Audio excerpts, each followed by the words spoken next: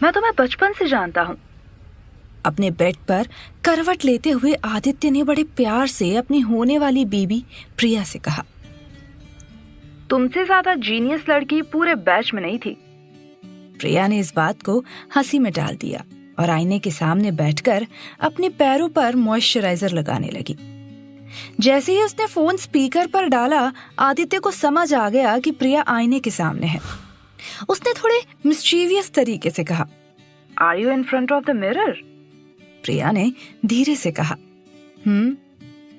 आदित्य ने मजाकिया अंदाज में कहा, 2 दिन बाद हमारी शादी है, पर मुझे सुहाग रात आज रात को ही मनानी है।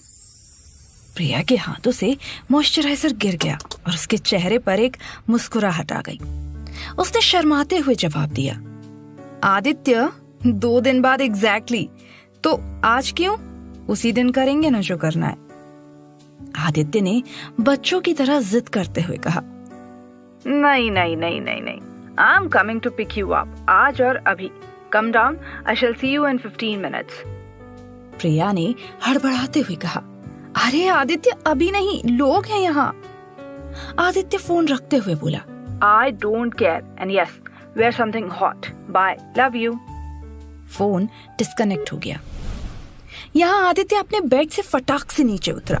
उसने अपने आप को एक बार आईने में देखा और परफ्यूम छिड़क कर गाड़ी की चाबी लेकर निकल गया। वहीं प्रिया बिल्कुल टेंशन में थी।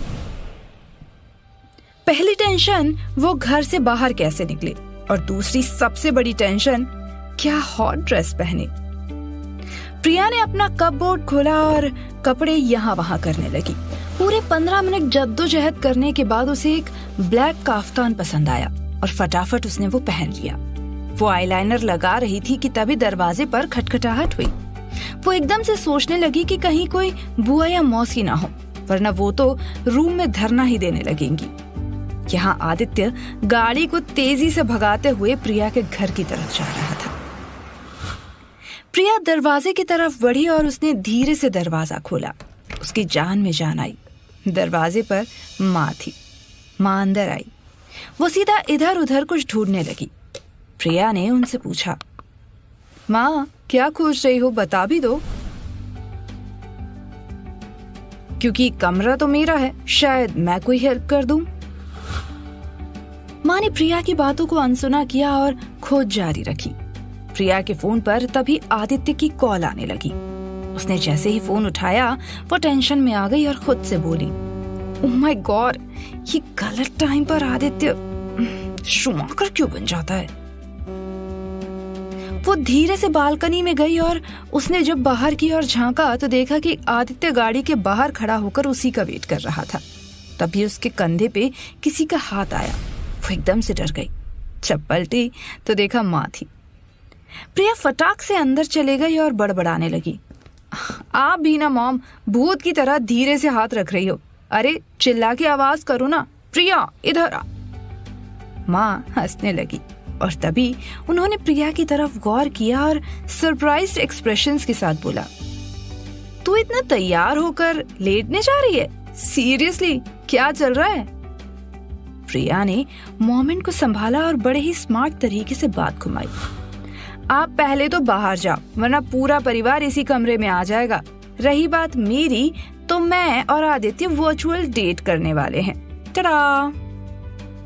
उसने अपने काफ्तान को हवा में लहराते हुए कहा। मॉम को जैसे तैसे बाहर भेजा और यहाँ इतनी देर में आदित्य ने पूरे 21 कॉल कर दिए थे। प्रिया ने जब फोन चेक किया तो एक छोटा फ्लावर वास उठाया और बालकनी में गई। उसने धीरे से आदित्य को आवाज लगाई। जब उसने नहीं सुना तो मैसेज किया, खत्म हुआ इंतजार। Look up, presenting you sizzling Priya Kapoor. Aditya ने जैसे ही मैसेज देखा, झट से गर्दन ऊपर की और प्रिया ने उसके ऊपर वाज दे मारा। नसीब आदित्य ने कैच कर लिया, वरना गाड़ी और दाढ़ी दोनों खतरे में थे। आदित्य ने प्रिया को कॉल किया। प्रिया ने कॉल पिकअप किया। आदित्य झुंझलाते हुए बोला, अरे नीचे आओगी या यहीं बोनट पर तशरीफ गरम करते रहूं? प्रिया ने गुस्से से कहा, कहां से आऊं? यहाँ से नीचे कूद जाऊं क्या? आदित्य ने हंसते हुए कहा, नाइस आइडिया। सुनो, तुम कूदो, मैं तुम्हें कैच कर लूंगा। वैसे भी तुम्हारा जिम करने का क्या फायदा अगर तुम ये एक मंजिल से भी नीचे नहीं कूद सकती।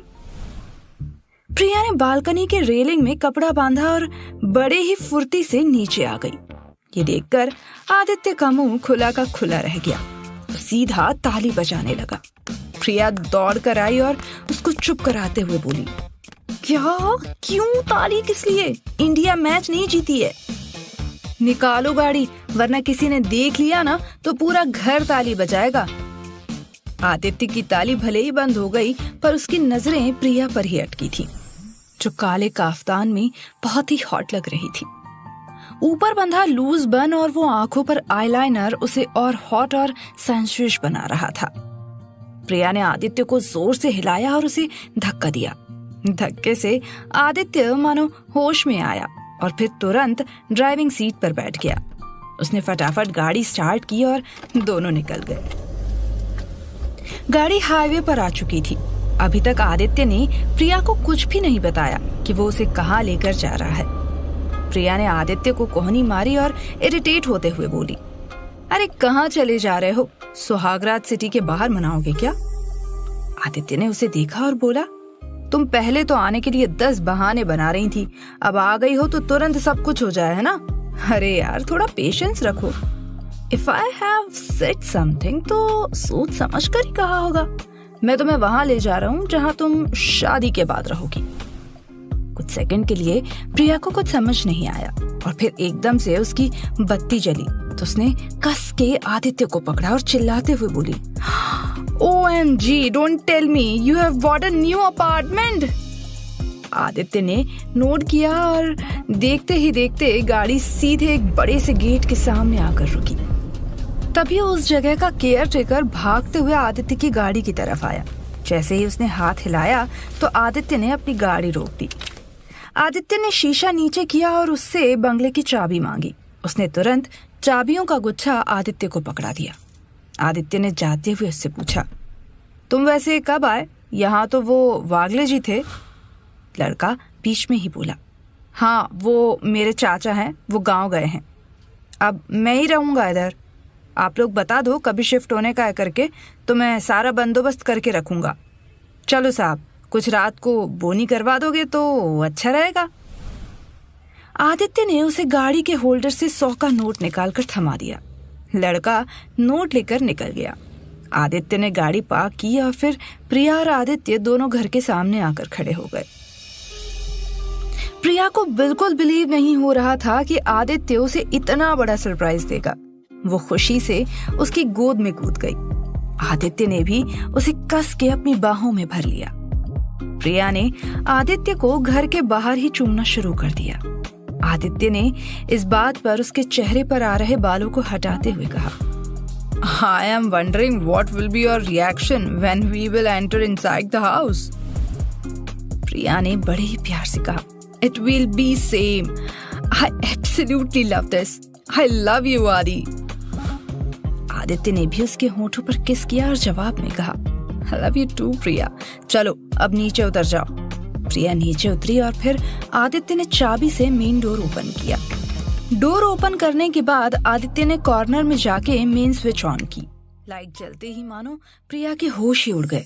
ये घर बिल्कुल वैसा था जैसा उसने आदित्य को बताया था, ठीक वैसा, प्रिया के सपनों का घर। मिनिमल डिजाइन, लाइट शेड के पर्दे, बड़ा सा हॉल, बड़े रोशनदान। प्रिया की आंखों से आंसू बहने लगे और उसे निहारता हुआ आदित्य भी इमोशनल हो गया। आदित्य ने पीछे से आकर प्रिया को हक किया। प्रिया ने आदित्य से बड़े ही धीमे आवाज में कहा, तुमने ये सब क्यों किया? मैंने मजाक में तुमसे कहा था और तुमने। आदित्य ने बात को बीच में काट दिया और प्रिया के होठों पर अपने होठ रख दिए। प्रिया ने आदित्य के कानों में कहा, सुहागरात हॉल रूम में नहीं, बेडरूम में मनाते हैं डफर। आदित्य ने हामी भरी और प्रिया को अपनी गोद में उठा लिया। सीढ़ियों से होता हुआ वो प्रिया को देखते हुए एक एक सीढ़ी चढ़ रहा था। वहीं खिड़की के बाहर किसी की परछाई नजर आ रही थी।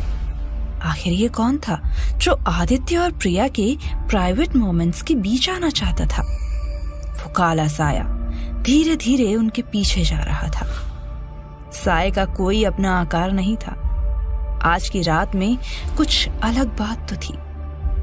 चांद पूरे जोश से चमक रहा था, मानो पूर्णिमा की रात है। आदित्य और प्रिया इन सब से बेखबर अपने बेडरूम के पास पहुंचे। आदित्य ने एक हाथ से प्रिया को संभाले रखा और दूसरे हाथ से बेडरूम का डोर खोला। दरवाजा बंद ही होने वाला था जब कुत्ते के जोर जोर से भौंकने की आवाज आने लगी। प्रिया ने हंसते हुए कहा, I think they know we are here. Aditya ने दरवाजा बंद करने के लिए अपना हाथ बढ़ाया, पर सटीक मौके पे वो साया डोर के नीचे से सरक कर कमरे के भीतर घुस गया। इन सबसे अनजान आदित्य ने पपी की तरह आवाज निकाली और प्रिया के कानों को अपने दांत से काट लिया। उसके ऐसा करते ही प्रिया के शरीर में मानो एक अलग सी बिजली दौड़ गई। दोनों एक दूसरे को चूमने में खो से गए। जैसे जैसे रात जवां हो रही थी, वो दोनों भी एक दूसरे में उतना ही गुम हो रहे थे। आदित्य और प्रिया एक दूसरे में फिर ऐसे खोए कि ये रात अब कभी नहीं आने वाली। चादर की सिलवटें उभर रही थी और उसके साथ ही उमड़ रहा था उन दोनों का एक दूसरे के लिए प्यार। प्रिया ने आदित्य के होठों को चूमा और धीरे से एक लंबी सांस लेते हुए बोली, This is the best moment of my life.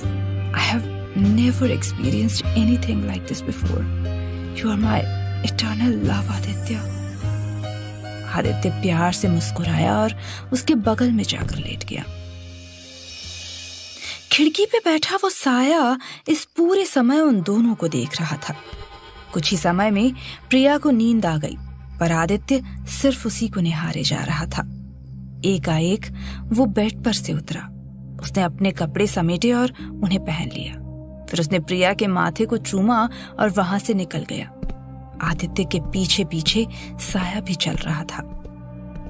Aditya घर के बाहर आया और उसने अपने अगल बगल देखा। गेट के बाहर खड़ा नौजवान केयर टेकर जो उस वक्त ड्यूटी पर था, उसके पास आता है। आदित्य उसे घर की चाबी थमाता है और वहां से अपनी गाड़ी स्टार्ट करके निकल जाता है।